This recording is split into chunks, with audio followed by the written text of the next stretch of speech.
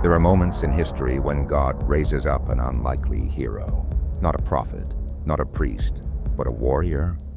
A man destined to bring justice, to fulfill a prophecy spoken long before he even knew his purpose.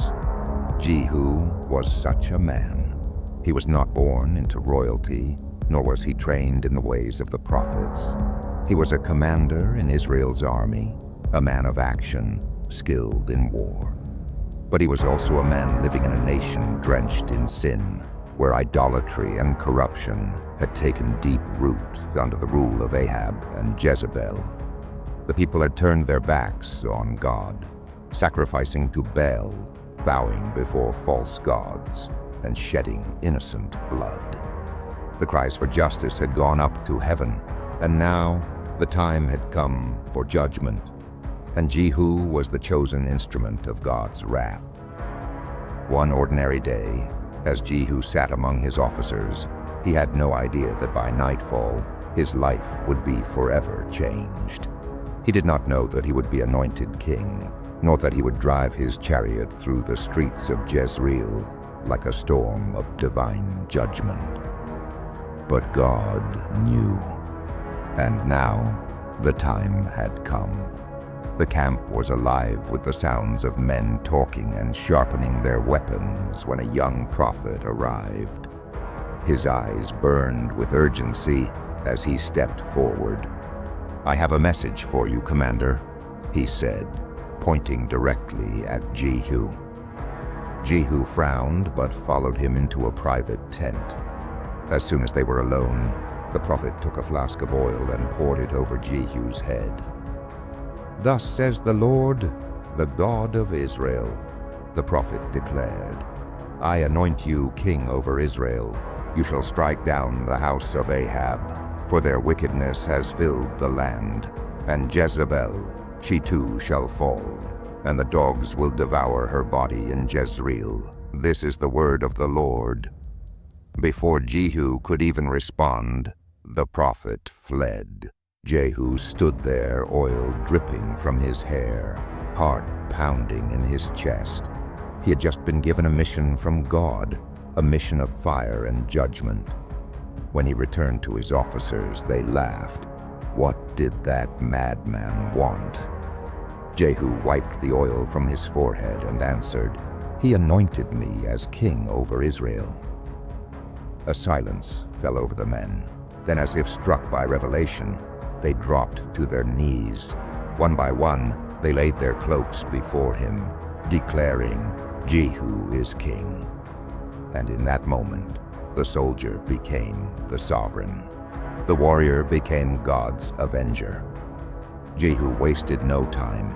He mounted his chariot, and with the fire of divine purpose burning in his heart, he rode like a storm toward Jezreel. The watchman on the city wall saw him coming from afar. "A chariot approaches," one called. "It drives like Jehu, son of Nimshi, fast and furious." King Joram, the son of Ahab, was resting in Jezreel. When he heard that Jehu was coming, he sent a messenger. "Ask him, do you come in peace?" But Jehu's response was cold and sharp. "What do you know of peace? Fall in behind me." A second messenger went, but Jehu gave the same answer. Finally, Joram himself rode out to meet him, alongside Ahaziah, king of Judah. "Is it peace, Jehu?" Joram called. Jehu's eyes burned with righteous fury. "How can there be peace?" he roared, "as long as Jezebel's witchcraft and idolatry fill the land." Joram's face paled with fear. He turned his chariot shouting, "Treachery, Ahaziah!" But it was too late. Jehu drew his bow, aimed true, and loosed an arrow that struck Joram through the heart. The king collapsed in his chariot, dead. Ahaziah fled, but Jehu's archers struck him down. He would die shortly after. The reign of wickedness was crumbling, but the queen who had led Israel into darkness still remained. Jezebel had always been a woman of power, defiant and unshaken. Even now, hearing of Joram's death, she refused to cower. Instead, she painted her eyes, adorned herself with royal robes, and stood at the palace window, waiting for Jehu. As his chariot thundered into the city, she called down to him mockingly, "Did Zimri have peace when he killed his master?"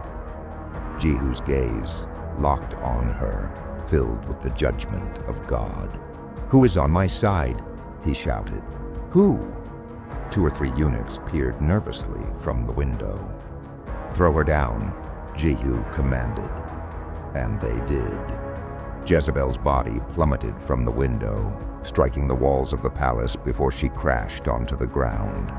Blood splattered the horses as Jehu's chariot crushed her beneath its wheels. Later, Jehu ordered her to be buried, but his servants returned with a grim report. "My lord, only her skull, hands, and feet remain." Jehu nodded. "The word of the Lord has come true. The dogs have devoured Jezebel, as Elijah prophesied." Jehu was not yet finished. He sent word to Samaria, where 70 sons of Ahab lived. "If you are loyal to me," he wrote, "bring me their heads." The next day, 70 heads were delivered in baskets. Jehu set them before the city gates and declared, "See how the Lord has fulfilled his word against the house of Ahab." But one last evil remained: Baal worship. Jehu devised a plan. He sent a message across Israel. "Ahab served Baal a little, but Jehu will serve him much. Gather all the priests and worshippers of Baal for a great sacrifice."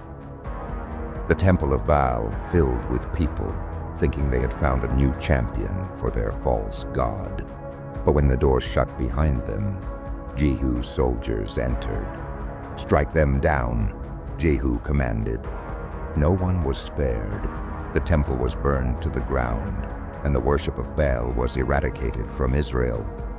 Jehu had been God's instrument of justice. He fulfilled his mission, and because of his obedience, the Lord told him, "Your descendants will sit on Israel's throne to the 4th generation." Yet Jehu himself did not fully turn to the Lord. Though he destroyed Baal worship, he allowed other idols to remain. His zeal for justice was unmatched, but his heart did not seek God completely. Even so, his name would be remembered in history, not as a prophet or a priest, but as the avenger of the Lord, the man who shattered the house of Ahab and cleansed the land of its wickedness.